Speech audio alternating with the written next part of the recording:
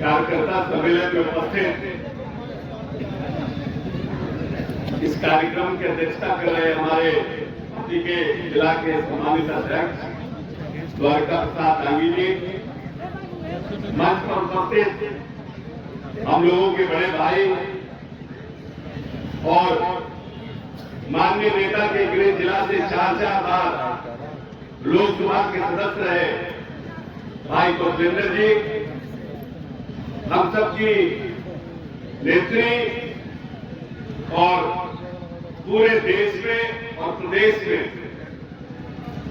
हमारे पार्टी के नेता के मनोबल को बढ़ाने के लिए इस उपचुनाव में जिस तरह संघर्ष करके इस मेला के विधानसभा को जीतने का काम किया, बड़ी बहन मनोरमा देवी जी, मंच पर उपस्थित हम लोगों की नेत्री और विधान परिषद में पार्टी के सचेतक श्रीमती रीना यादव जी, हम सब लोगों के बड़े भाई, मित्र, साथी और पूरे प्रदेश में जब विधान परिषद का मनोनयन हो रहा था, माननीय नेता नीतीश कुमार के साथ माननीय नेता ने जिनको विधान परिषद का सदस्य बनाया भाई खालिद अनवर जी, मंच पर उपस्थित हम लोगों के भाई संजीव श्याम जी, हम लोगों की नेत्री और गया जिला की सम्मानित कुमुद वर्मा जी, पूर्व मंत्री विनोद यादव जी, सम्मानित अति पिछड़ों के बड़े नेता और माननीय नीतीश कुमार की आवाज को पूरे बिहार में अति पिछड़ों के बीच में बुलंद करने वाले पूर्व मंत्री अजीत चौधरी जी, पूर्व विधायक माननीय कृष्णनंदन यादव जी, हमारे मित्र और नीतीश जी के नेतृत्व में विकास करने के लिए हमारे साथ आए मालूम तनवीर अख्तर जी की पत्नी और पूर्व मंत्री रोजीना नाजी जी, हम लोगों के मगध के संगठन के प्रभारी और मजबूत साथी अरुण कुशवाहा जी, बेला चुनाव के दरमियान हमारे नेता के हाथों को मजबूत करने वाले हमारे अध्यक्ष कुशवाहा जी, यहाँ पर उपस्थित राज्य कार्यकारिणी के हमारे नौजवान साथी और इस मगध और साहबात में पार्टी के कार्यक्रमों को सफल कराने में दिन रात मेहनत कर रहे नवीन किशोर कुशवाहा जी और यहाँ पर उपस्थित सभी तमाम संगठन के हमारे पदाधिकारीगण, हमारे मजबूत नीतीश जी के सेना के मजबूत साथीगण और इस गया जिले के तमाम हमारे पार्टी के नेतागण, आप सबका इस जिला कार्यकर्ता सम्मेलन में हार्दिक अभिनंदन और स्वागत करते हैं। साथियों, सभी नेताओं ने अपने अपने तरीके से अपनी बातों को रखने का काम किया, लेकिन सबसे बड़ी बात यह है कि आखिर में पार्टी ने हर एक जिले में जिला कार्यकर्ता सम्मेलन कराने का निर्णय क्यों किया। हमारे नेता नीतीश कुमार जी ने 18-19 वर्ष में इस बिहार को मूल चूल परिवर्तन करने का काम किया, लेकिन जब पार्टी संकट में आई या पार्टी को और नेता के ऊपर पीछे से कोई वार करने का कोशिश किया, माननीय नेता ने इस प्रदेश की जनता की भलाई में और अपने कार्यकर्ताओं के मनोबल को बढ़ाने के लिए कुछ महत्वपूर्ण निर्णय लिए और उस निर्णय में न सिर्फ पार्टी सशक्त और मजबूत बनकर उभरी, बल्कि नेता का चेहरा भी एक मजबूत चेहरा बनकर प्रदेश में उभरने का काम किया। और जब माननीय नेता ने कुछ इस तरह के निर्णय लिए और जिनके साथ आए, उन लोगों ने प्रदेश की जनता को भ्रमित करने का प्रयास किया।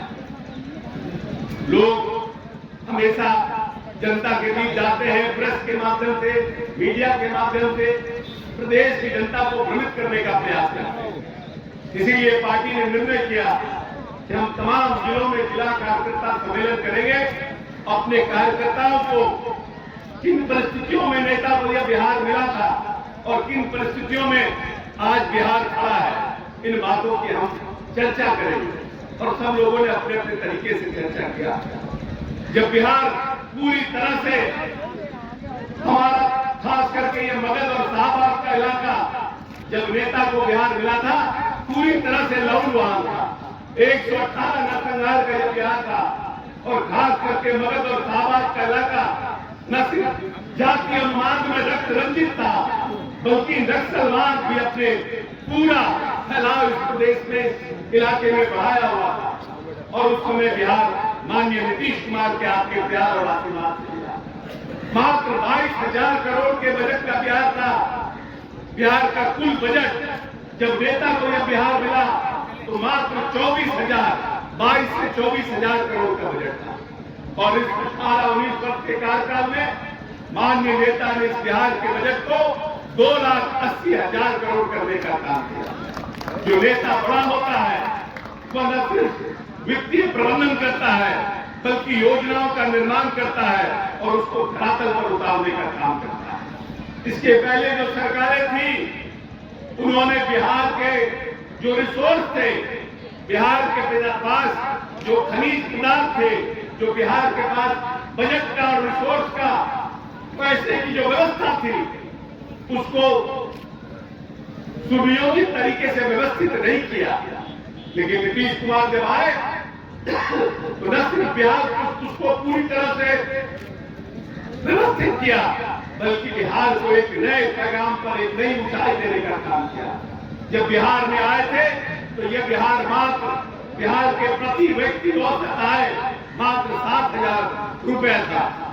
हर एक व्यक्ति का औसत आय मात्र 7,000 और आज 19 साल के कार्यकाल में इस प्रदेश का प्रति व्यक्ति औसत आय 37,000 रुपया करने का काम किया। यह ऐसे संभव नहीं हुआ है। माननीय नेता ने कृषि रोड मैप 1, कृषि रोड मैप 2 और कृषि रोड मैप 3 शुरू किया। जो दलहन का उत्पादन हम लगभग 100 मीट्रिक टन करते थे, उसको दुगना करने का काम किया। धान के उत्पादन को हमने 1.5 गुना करने का काम किया। गेहूं के उत्पादन को हमने 2 गुना करने का काम किया। बिहार जो कभी बीमारू राज्य था, भारत सरकार ने जिसको बीमारू राज्य के कैटेगरी में रखा था, वो बिहार पिछले 5 वर्ष में कृषि का जो सबसे सर्वश्रेष्ठ पुरस्कार है कृषि के क्षेत्र में, उस पुरस्कार को जीतने का काम किया है। कि तभी संभव हो पाया है जब माननीय नेता ने कृषि के क्षेत्र में बृहद पैमाने पर काम करने का काम किया। यह पूरा बिहार जिस तरह से नक्सलवाद और जातीय उन्माद में फंसा था, वो यही वही सिपाही, वही दरोगा, वही पदाधिकारी, लेकिन बिहार बदल गया क्योंकि नेता ने अपने कार्यक्रमों से इस प्रदेश में पंचायती राज का चुनाव हुआ। पंचायती राज के चुनाव में जो कभी लोग जीवन में सोचते थे कि हम मुखिया के दरवाजे जाएंगे, मुखिया जी हमको बैठने कहेंगे कि नहीं कहेंगे, मुखिया जी हमको पानी पीने देंगे कि नहीं देंगे, माननीय नेता ने वैसे लोगों को इस प्रदेश में मुखिया बनाने का काम किया। एक नई पीढ़ी को इस प्रदेश में, चाहे वो अनुसूचित जाति जनजाति की हो, चाहे अति पिछड़ों की हो और चाहे वो आदि आबादी महिलाओं की हो, माननीय नेता ने उनको एक नई राजनीतिक पीढ़ी की शुरुआत बिहार में करने का काम किया। और एक नए लोग जिनको कभी भी राजनीतिक रूप से मुख्यधारा से नहीं जुड़े थे, उनको मुख्यधारा से जोड़ने का काम किया। इस प्रदेश में मूलभूत संरचना के साथ साथ जो बिहार जब नेता को मिला था तो ग्रामीण कार्य विभाग में मात्र 8,000 पक्की सड़कें इस प्रदेश में थी, मात्र 8,000। और आज नेता ने 1,18,000 किलोमीटर पक्की सड़कों का निर्माण करके इस बिहार के जो किसान सुदूर देहात इलाकों में बसते हैं, उनका सामान कैसे मुख्यालय स्तर पर आए, राजधानी पर आए, इसकी व्यवस्था की। और प्रति व्यक्ति औसत अगर आमदनी बढ़ी है तो उसका एक मूलभूत कारण है कि हमने ग्रामीण सड़कों को सुदृढ़ करने का काम किया। माननीय नेता के पहले इस प्रदेश में जो काम हुआ करता था वो केंद्र सरकार की एजेंसियां करती थी और प्रधानमंत्री सड़क योजना से इस योजना से बिहार में चलता था, जिसमें 70% भारत सरकार और 30% बिहार सरकार देती थी। और उसके बाद 8,000 सड़कें थी। माननीय मुख्यमंत्री नीतीश कुमार जी आए और इन्होंने इस प्रदेश में मुख्यमंत्री ग्रामीण सड़क योजना की शुरुआत की और प्रदेश में 1,18,000 सड़कों का निर्माण करने का काम किया। नेता जो बड़ा होता है वो आने वाले भविष्य की कल्पना करता है। और उसके हिसाब से योजनाओं का निर्माण करता है और उसके हिसाब से काम करता है। नेता जब आए तो उन्होंने कहा कि हम हर घर बिजली देंगे। बिहार का औसत खपत मात्र 700 मेगावाट बिजली था। पूरे बिहार में जो बिजली की खपत थी वो मात्र 700 मेगावाट थी और आज हम अपने पीक आवर में बिहार देश का सबसे ज्यादा बिजली खपत करने का काम किया है। 8,700 मेगावाट एक अपने दिन में पीक आवर है। ये बिहार बदला बिहार है। अगर आप सुदूर से सुदूर इलाकों में भी जाइएगा आपको देखिएगा कि रोजगार सीमित हुए हैं। जहाँ पर 1-2 दुकानें थी वहाँ मार्केट बना है। आज जो पढ़े लिखे नौजवान साथी हैं वो अपने अपने इलाकों में काम कर रहे हैं। लोगों का विश्वास बढ़ा है। आज गांव के प्रति लोगों का रुझान बढ़ा है। बड़े से बड़े लोग जो शहर की तरफ पलायन कर रहे थे क्योंकि हमने बिजली हमारे नेता ने देने का काम किया है। हमने ग्रामीण सड़कों का निर्माण किया है तो अब लोग गांव में रहने का काम कर रहे हैं। पहले कितना बड़ा इलाका मगध अफसाबाद का खेती के बिना रह जाता था क्योंकि नक्सलवाद कितने चरम पर था कि लोग खेती भी नहीं करते थे। लेकिन माननीय नेता ने पंचायती राज व्यवस्था में आरक्षण लागू कर करके इन तमाम चीजों को खत्म करने का काम किया है।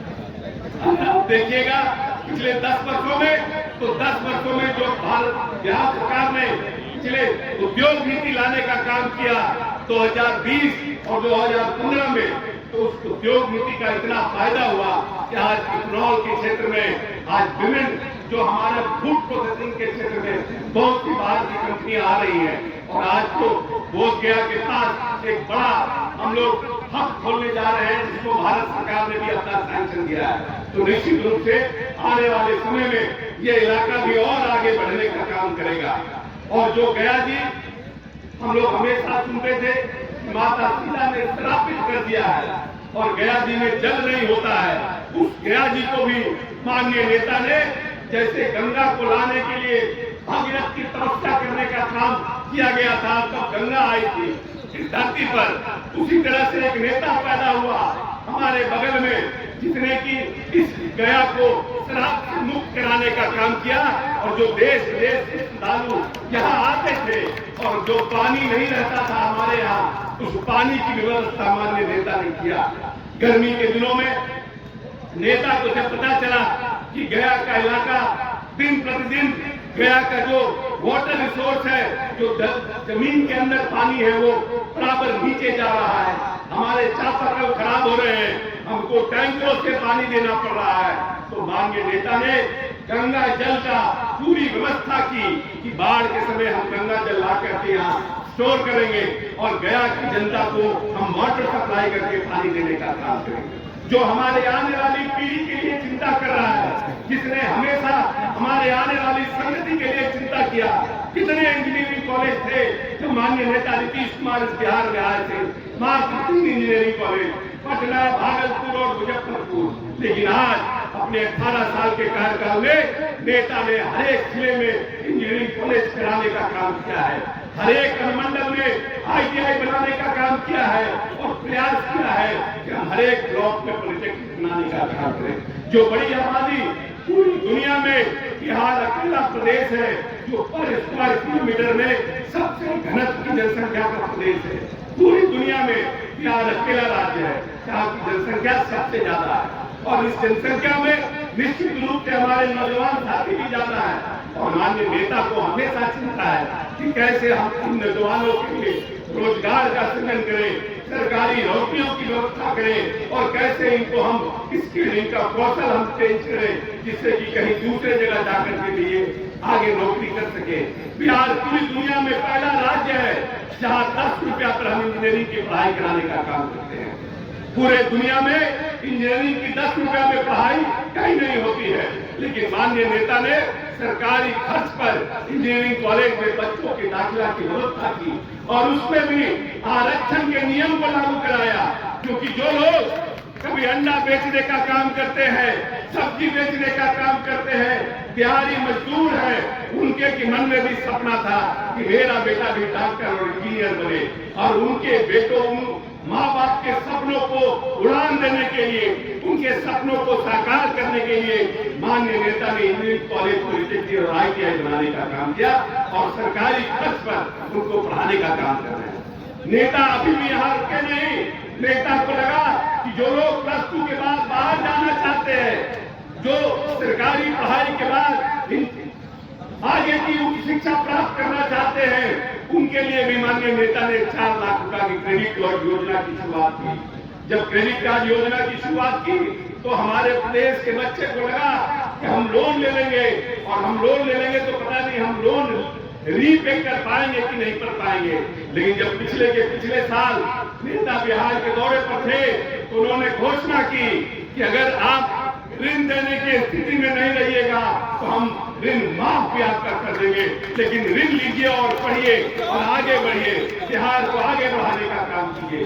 जो नेता हमेशा हमारे आने वाली पीढ़ी और संतति को पढ़ाने के लिए चिंतित है, हमारा बिहार कैसे आगे बढ़े, हम कैसे 21वीं सदी का बिहार बने, जो वैभवशाली समृद्धशाली बिहार हमारा था, जहां पर हम सम्राट अशोक इसी राजगीर से बांग्लादेश से लेकर अफगानिस्तान तक राज करने का काम करते थे। इसी बिहार में विक्रमशिला थी, इसी बिहार में नालंदा जैसे विश्वविद्यालय थे, जहां 300 देशों के बच्चे आके पढ़ते थे। उस समृद्धशाली बिहार को हमें पुनः बढ़ाना है। उस समृद्धशाली बिहार के विरासत को हमें पुनः पाना है। इस सोच के साथ जो नेता इस बिहार में काम कर रहा है, उस सोच के साथ जो नेता इस बिहार को आगे बढ़ाने का प्रयास कर रहा है, हम सबको यही कहना चाहने के लिए आए हैं।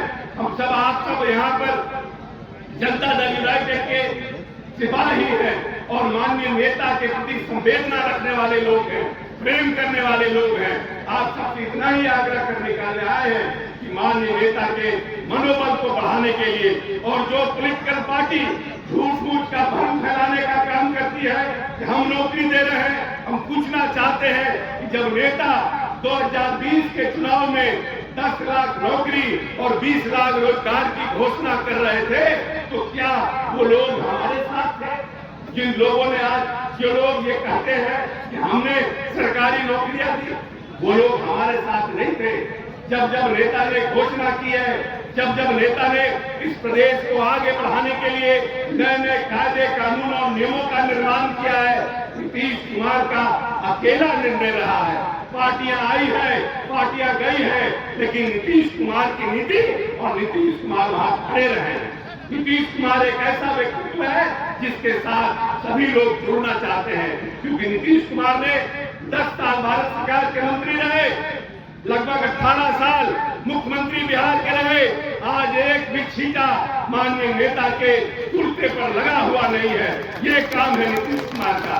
और नीतीश कुमार इस प्रदेश के जाति धर्म से ऊपर उठ करके इस प्रदेश को आगे बढ़ाने का काम किया है। नीतीश कुमार ने कहा है कि पूरा बिहार मेरा परिवार। आज नीतीश कुमार का कोई परिवार नहीं है, नीतीश कुमार का पूरा बिहार परिवार है। चाहे इस परिवार में अति पिछड़ा हो, महादलित हो, महिला हो, अल्पसंख्यक हो, सभी नीतीश कुमार के पांवों के अंदर है और नीतीश कुमार सबको आगे बढ़ाने के लिए प्रयास करते हैं। नीतीश कुमार कहते हैं कि हम न्याय के साथ विकास करेंगे। नीतीश कुमार ने जो योजना लाया, हर घर नल का जल, हर घर गली नली, हर घर बिजली, इसमें नीतीश कुमार ने ये नहीं देखा कि कौन हमको वोट करता है, कौन हमको वोट नहीं करता है। योजनाओं का निर्माण पूरे बिहार के लिए किया, क्योंकि नीतीश कुमार का सपना है कि हम 21वीं सदी का बिहार बनाएं, हम अपनी समृद्धशाली विरासत और अपनी समृद्धशाली परंपरा को वापस दोबारा पाने का काम करें। और जो बड़ी जनसंख्या हमारी है, युवाओं की, हमारे बच्चों की, उस संख्या को हम कौशल करके कैसे अपने बिहार के विकास को आगे बढ़ाने का काम करें। पूरे देश में, पूरी दुनिया में हिंदुस्तान सबसे तेज गति से आगे बढ़ रहा है। पूरे दुनिया का जो GDP है, उसमें हिंदुस्तान सबसे तेज गति से आगे बढ़ रहा है। और इसीलिए माननीय नरेंद्र मोदी के कार्यकाल में हम 9वें स्थान से 5वें स्थान पर आने का काम किए हैं। और पूरे हिंदुस्तान में जो बिहार बीमारू राज्य था, जिसको लोग कहते थे कि ये बिहार कभी सुधर नहीं सकता है। आज सबसे पूरे हिंदुस्तान में सबसे तेज गति से 11% की रेट से आगे बढ़ने का काम कर रहा है, ये माननीय नीतीश कुमार की देन है। इसके चलते आज बिहार इतना तेज गति से आगे बढ़ रहा है। इसीलिए हम आपकी तरह ही कहना चाहते हैं कि नेता ने इस प्यार को बहुत प्यार से और बहुत जिसको बोलते हैं जैसे माँ बाप अपने बच्चे को पालने का काम करता है, रात रात भर जग के दूध पिलाता है कि मेरा बच्चा का नींद नहीं खराब हो, उसी तरह से 19 साल में माननीय नेता ने इस बिहार को पालने का काम किया है। इसलिए आइए अपने नेता के मनोबल को बढ़ाने के लिए, अपने बिहार को जो लंबी छलांग लगाने के लिए बिहार खड़ा है, उसके लिए माननीय नीतीश कुमार के साथ उनके परचम को मजबूती से सामने रखिए और एक नए बिहार का जो माननीय नेता ने संकल्प किया है, एक नए बिहार के नव निर्माण में जो उन्होंने अपना खून पसीना लगाया है, उस बिहार के निर्माण में अपनी भूमिका का निर्माण कीजिए। बहुत बहुत धन्यवाद। आप सब लंबे समय से यहाँ बैठे हैं, आप सबको एक बार सुना बेला की जीत के लिए बहुत बहुत धन्यवाद देते हैं। गया के तमाम कार्यकर्ता जिन्होंने बेला विधानसभा में अपनी मातृ भूमिका का निर्वहन किया है, उनको कोटि कोटि धन्यवाद। पूरे देश में नीतीश कुमार का बेला के चुनाव जीतने से जितना मनोबल हम कार्यकर्ताओं का बढ़ा है, शायद हम बिहार में सरकार बना लेते उतना भी मनोबल नहीं बढ़ता, लेकिन बेला का जीत हम सबके मनोबल को दुगना तिगुना करेगा। बहुत बहुत धन्यवाद, बहुत बहुत धन्यवाद। जय बिहार, जय नीतीश कुमार।